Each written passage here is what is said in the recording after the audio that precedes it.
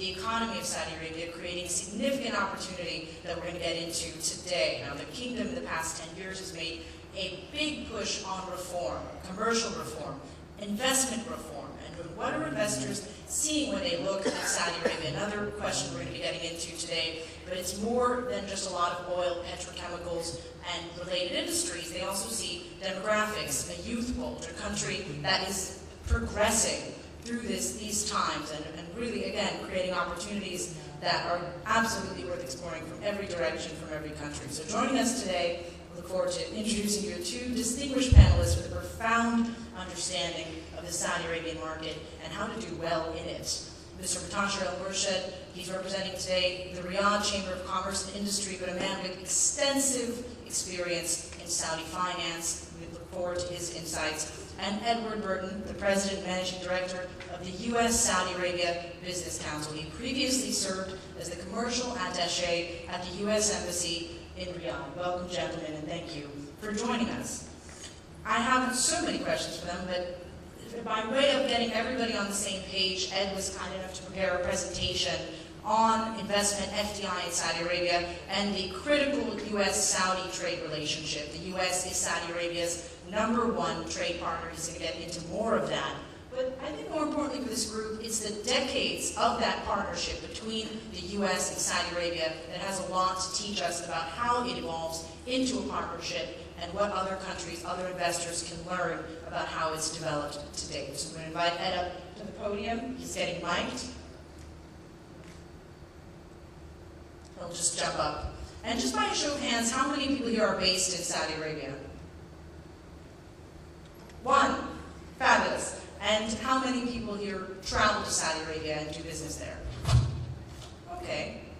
About half a dozen. So the idea here, the goal of this panel is to get everybody thinking about Saudi Arabia today and to profit from the incredible experience that's represented in these two men. So let's start with Ed. Good morning, everyone. Thank you, Lara, for introducing us. I would like to offer expression of gratitude to Sheikh Al-Lubna for the foresight of organizing in partnership with Strategic this very important conference on investment with a focus for us at the Business Council, certainly for this presentation on Saudi Arabia and the U.S. I am privileged to address you today on the importance of Saudi Arabia. We at the Business Council, obviously being a bilateral commercial organization, are Saudi and simultaneously U.S. focused. So some of my comments will be focused on a message to my American corporate colleagues in the audience, or hopefully capturing a resonance of my message. I'm going to go very quickly through this because obviously we want to leave some time for our dialogue. But I want to share some thoughts on what I believe is the inability of American firms to view accurately the market opportunities in the Middle East in general, but Saudi Arabia in particular, and what I believe is leading to an erosion of market share for American companies in the region, but particularly in Saudi Arabia. First, though, I want to introduce the Business Council to you. We are a bilateral business council. We have 400 members, equally divided between Saudi and American firms. On the U.S. side, predominantly Fortune 500 companies, but we also have a fair amount of small and medium-sized companies as well. On the Saudi side, it literally is a who's who of Saudi corporate society participating in the Business Council. And our mission is to foster, develop, and expand the U.S.-Saudi Arabia business relationship, both from a trade and investment perspective. And more importantly for us, in this message that I have today, is to accurately depict the business environment in Saudi Arabia. That is one of the most important aspects of our mission, because some Western firms, particularly American firms, we are finding have an exaggerated and incorrect views of doing business in the Middle East, in particular Saudi Arabia. We see many corporate executives in our country that have a skewed view of what the reality is like in terms of doing business in Saudi Arabia. And for us, it's ironic because the United States and its business community has had an historic relationship with Saudi Arabia. We, in partnership with the kingdom, helped to build the infrastructure of the modern Saudi state, certainly the transportation infrastructure and the oil and gas industry. So the U.S. Continues to be Saudi Arabia's top trading partner.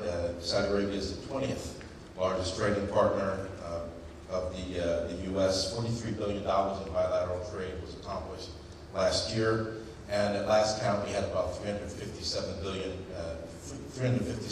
ventures between U.S. and Saudi firms in our bilateral relationship. As a place to do business, Saudi Arabia has positioned itself, we believe, as a magnet for companies seeking long-term profit potential and strategic industry relevance. Engineering companies from China, Korea, Japan, construction firms from Turkey and Italy, information technology companies from India, and energy companies from Brazil are signing deals in the kingdom following Saudi Arabia's sustained development and expansion of their trade and investment ties with these countries. And to witness this, you only have to glance the Gulf News articles in various newspapers to see this. In terms of the stock of foreign direct investment in Saudi Arabia and how it continues to attract prolific amounts of foreign direct investment, Saudi Arabia has attracted last year, at count, $150 billion in foreign direct investments over the last several decades. The United States, Japan, the United Kingdom, France, the Netherlands, and Germany have dominated the top 10 ranked, among the top 10 ranked investment countries in Saudi Arabia. What is quite interesting, though, in terms of recent foreign direct investment statistics, is the rise of and prevalence of the circulation of foreign capital within the Arab world and the Middle East. You are certainly seeing from this slide that you see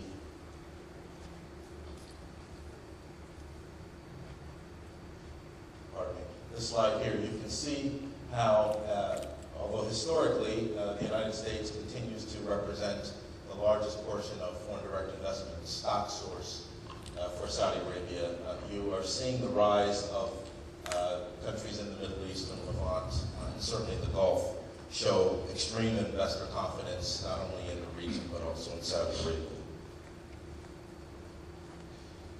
Looking at where the foreign investment stock, direct investment stock is, obviously a prevalence of oil and gas industry, but as my comments in the next minute in closing will highlight, real estate is close behind in terms of where money is going in Saudi Arabia. And I think anyone looking at Saudi Arabia and what it is achieving has to give credit to the visionary and extraordinary leadership of His Majesty King Abdullah and his government.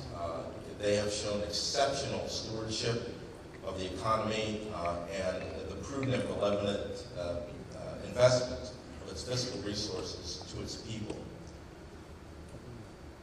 You can see here, and that is demonstrated through the investment in the Saudi people. You can see that over half, well over half, of its budget is spent on training, education, healthcare services for the population, as well as, obviously, as was mentioned earlier, the prolific amount of public spending in Saudi Arabia in terms of its infrastructure. It has had its own version of its spending stimulus.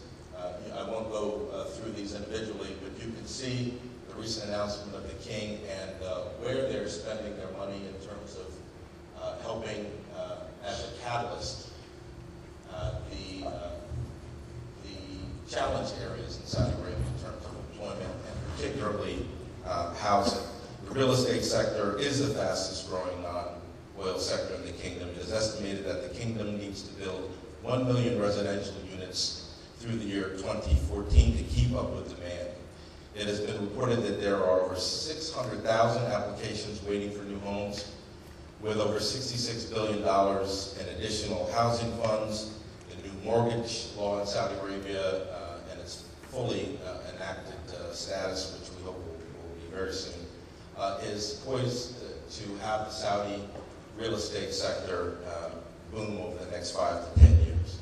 So just in closing, I will say to you all, I'm sure that you can appreciate this. Most analysts believe that there are several factors in terms of evaluating where to position foreign investment and the destinations that are most preferred. And they are skilled labor force, modern infrastructure, proximity to regional and global consumer and export markets, and vibrant industrial and commercial sectors that create high-value, efficient systems. When one reviews where Saudi Arabia is and where it's heading, it is clear that the kingdom is educating and training its youth with globally relevant and state-of-the-art universities such as King Abdullah University for Science and Technology, KAUST, Princess Noor bint Abdurrahman University, and it is also committing one of the largest budgets in the world in terms of its already impressive infrastructure with easy access to the Gulf, Middle East, Asian, and European markets. So I suggest to you it is equally clear that the kingdom is spending tens of billions of dollars in creating centers of innovation where tomorrow's technology are being created in the kingdom today through their global partnerships. I hope this information has been useful, but a message to my American corporate executives. We commend to you the wisdom of choosing to meet your competition in the Middle East and Saudi Arabia now, rather than meeting them later in other markets as much stronger competitors for having grown market share in this region and Saudi Arabia in your absence. Thank you. Thank you so much, Ed. I'm going to throw a few more numbers at you guys that I stole squarely from Ed's website. He points out, the U.S. Saudi Business Council points out, $1.4 trillion in investment opportunities in Saudi Arabia. And some of the ones that impressed/surprised me, the biggest chunk was $800 billion of opportunity in privatization, $11 billion in education, opportunity we're talking about. I know private equity firms have been very keen on education especially. And $149 billion in infrastructure, which you broke down there. And it speaks to something that Natasha and I got into a bit of a conversation a few days ago, where the kingdom is looking for companies that aren't in oil, energy, and related industries, but looking to do other things, as the kingdom looks to do other things. So I'm going to start with a little bit more by way of background, because we have a wealth of experience that Natasha brings to the table in terms of the kingdom's expansion of FDI and outreach efforts. So first, just to the uninitiated, to those learning about Saudi Arabia for the first time, how do you explain the fact that a country with so much money wants other people's money too? Why this push for FDI? I think thank you. I think the main reason is translating technology and knowledge. And when you bring in the investors and they commit their investments or their cash, they will actually make sure that the most advanced technologies are used in their investments. The brains that run the investments are also very qualified. And by interacting with such investors, we will transfer knowledge and technology to the Saudi population. Interesting. So it's about the buy-in of your partners. Definitely. It's not pure financing. And I think a very, very clear example of Saudi ability to finance infrastructure, I think what Ed just mentioned, is the huge supplementary budget that was announced by King Abdullah recently. So the government has the liquidity, access liquidity to invest, and they will step in when it's needed. And now they are actually stepping in for social aspects like the housing, the health sector, the education, and that is actually the focus of the government. The FDI will bring to us the genuine investors, and as you said a moment ago, the investment we need is actually in sectors other than oil and gas. And we also talked about SAGA, the Saudi Arabian General Investment Authority.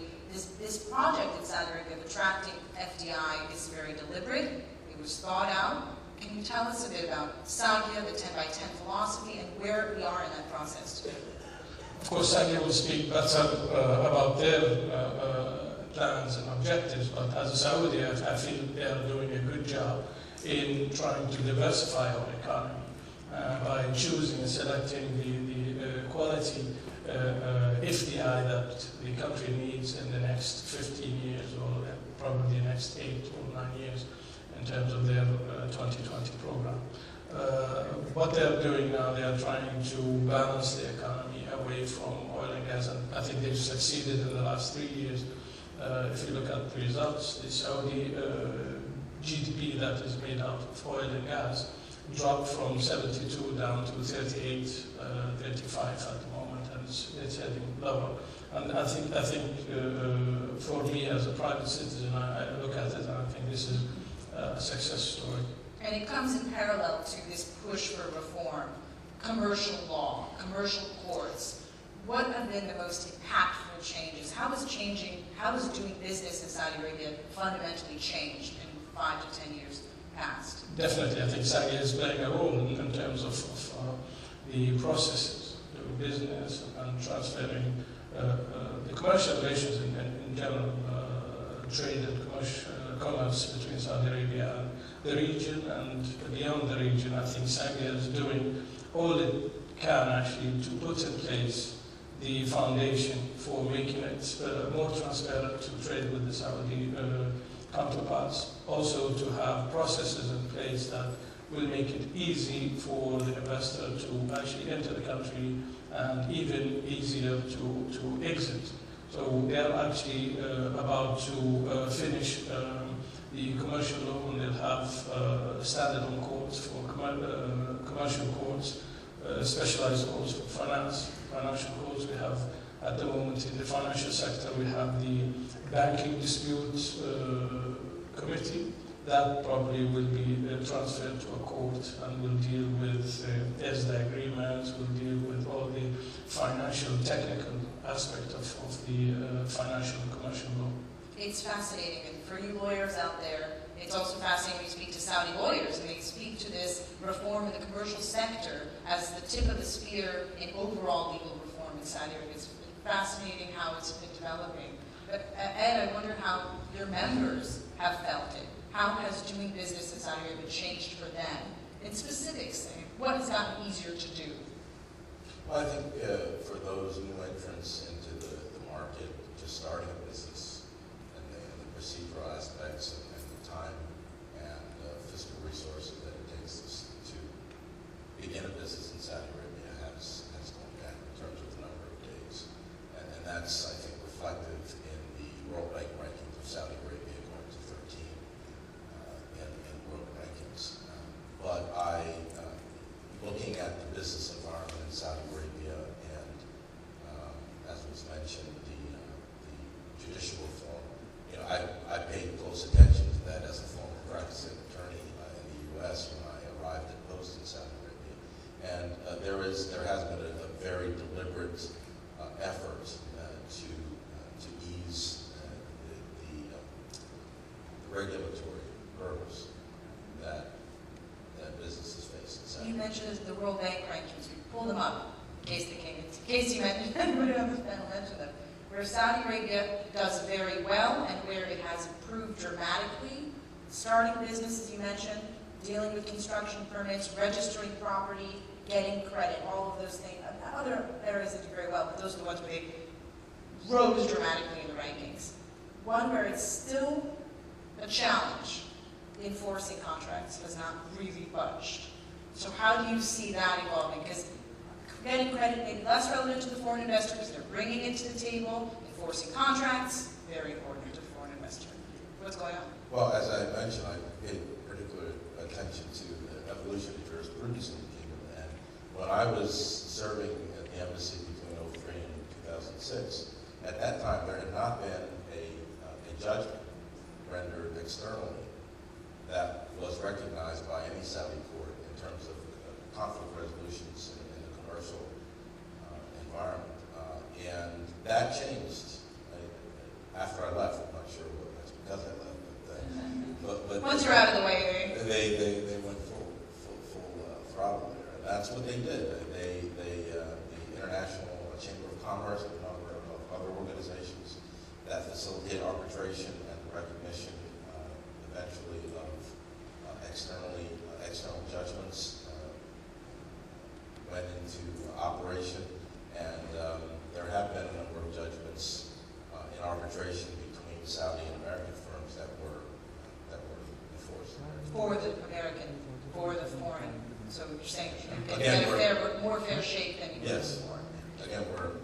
the Saudi sector.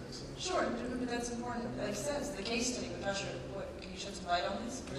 Let me first jump in. I think there's a misconception about the enforcing of the contracts. Let us first look at the financial sector, as the agreement I mentioned, and all the contracts between the local banks and international banks, between local investors and international asset managers. There is actually a misunderstanding of the Saudi law, and most of the figures you mentioned a moment ago, I think it's stereotyping of the Saudi legal system or judicial system.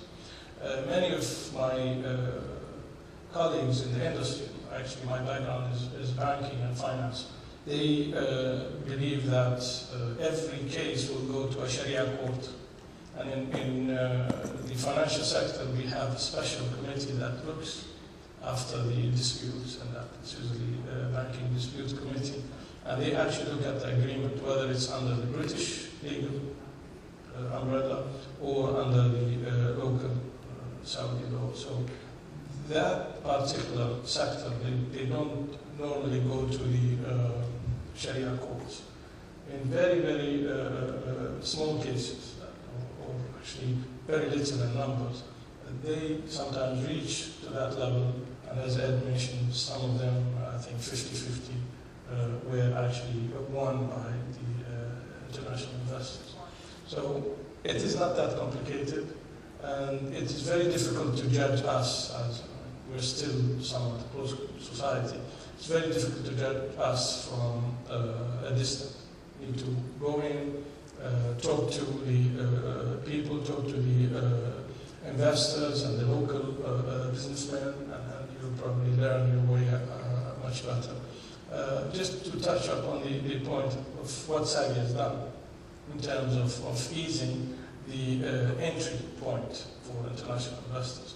They have a one-stop shop, which has all the ministries involved in that office, and they began to process all these newcomers' papers much faster pace. You touched on something that's such a core element of this relationship between the foreign investor and the country itself, which is the perception gap, misperceptions, myths, and also this impression of Saudi Arabia from the outside that it is still insular. When I speak to people in the States and they realize how easily I can get a Saudi visa, they're shocked. They never updated their vision in their minds of the kingdom. So are there common misconceptions, any myths that you want to give us the benefit of clearing? Sure. I think you've probably touched on somehow in your opening remarks. Many investors will look at the competitive advantage of the region. I'm not talking only about Saudi Arabia and the GCC, and they always put or box themselves in one area, which is oil and gas. And they zero in that sector, and they try to help. I think they're forgetting that the GCC and the oil-producing countries have actually advanced that sector, and they have local know-how and local ability to run that sector by themselves. And yes, they're still expanding, but I think our need is mostly in different sectors. Recently, I think, after the huge rise in commodity prices, especially food products, and I think what we need is to secure our food security for our future generations, and the GCC is doing something about that. I think that the collective efforts that the GCC is putting together is to see, and I think some programs are successful. In Qatar, they have a very active sovereign wealth fund, and they're taking the private equity approach where they buy into from Brazil to Southeast Asia in food-producing companies. So in Saudi Arabia, maybe they are going to invest directly, and they tried in some of the African states to rent land. I personally think it's better to go to the approach of the private equity approach for us now because of the political situation in the region, and also ethically it's not accepted by myself to actually go and rent land in a place like Ethiopia or Eritrea or Sudan. And the inhabitants of those regions or countries are themselves in need of food, and you cannot actually, economically, you need to build an infrastructure, so it's not a wise investment. Two, it's not ethically accepted. To create a desert, it doesn't make sense Sure. anymore. Sure. But the knowledge, when you go that private equity approach, you sit at the table of an agribusiness, you sit there, and you get that knowledge of how to, if it's hydroponic, if it's opportunity. Of course, but not forgetting that we live in a region with scarcity of water still. We have a very little water supply, and also farmland is not readily available, so we need to reach out and we need to have a program. I think the GCC is doing something about it. I'm very sad that I just got the 5-minute mark apparently, but let's open it up because I have a lot more questions for you guys. But any questions in the audience that you want to put to our panelists? That's clear. We have one in the front. Could you identify yourself and if it's specifically targeted? Dawood Al-Shizawi, the Managing Director of Strategic Market. My question basically, we know that the most focus in Saudi Arabia is basically on Jeddah, Riyadh, maybe and the eastern region. Is there any distribution of the FDIs in these regions? Is there a distribution of the industries? Is like eastern region is specialized in something in terms of investment, Riyadh and Jeddah. So at least clarify to us as investors, because we are one of the people who would like to get in these areas, that we have to select properly which region, because Saudi Arabia pretty much is very big, and you have to really select the right place to get into invest. Okay. Very good question.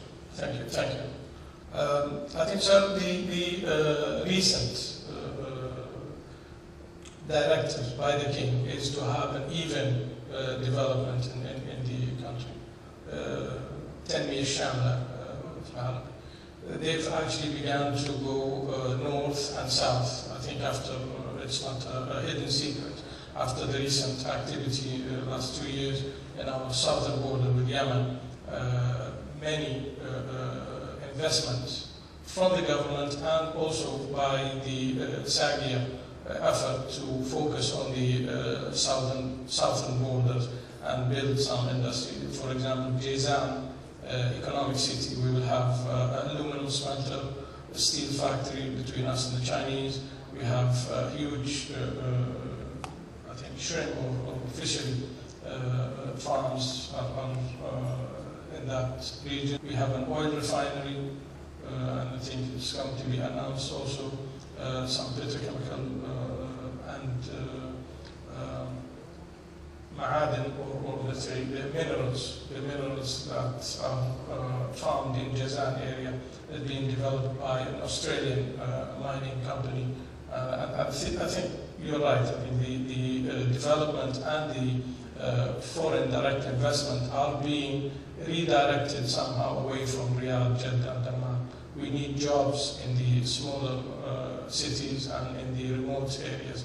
We need also universities, which the king has actually announced. 14 universities will be actually built and started from far north to Taif, to Sharura and Jizan in the south.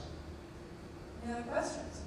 Just a quick one. We were talking about the case study. Oh, I'm sorry. Great job, Siamba. Doubt that the trade and investment focus for Saudi Arabia is in the process of shifting. I mean, you can look at when His Majesty King Abdullah ascended the throne. What was the first head of state that he visited? It was the Chinese president and premier. So, and at the end of 2009 into 2010, for the first time, China became the largest importer of Saudi oil in the world. So there is definitely a shift. They are tremendous and prolific competitors in the region, and I can only foresee the China-Saudi trade flow and of trade and investment continue to rise. We have to wrap up. I'm going to ask you for your last thoughts on this question. what is the most dynamic investment opportunity in Saudi Arabia, especially those that are often overlooked? Ed? As I mentioned, I think other than oil and gas, real estate is going to continue to explode, particularly on the heels of a fully enacted mortgage law. So I think we should be looking forward to that. Yeah, I think the housing part of the real estate is going to boom, as Ed mentioned in his presentation. We are in desperate need for 500,000 units in the first 3 years, or upcoming 3 years, and then maybe reach 1 million in the next 6 to 7 years.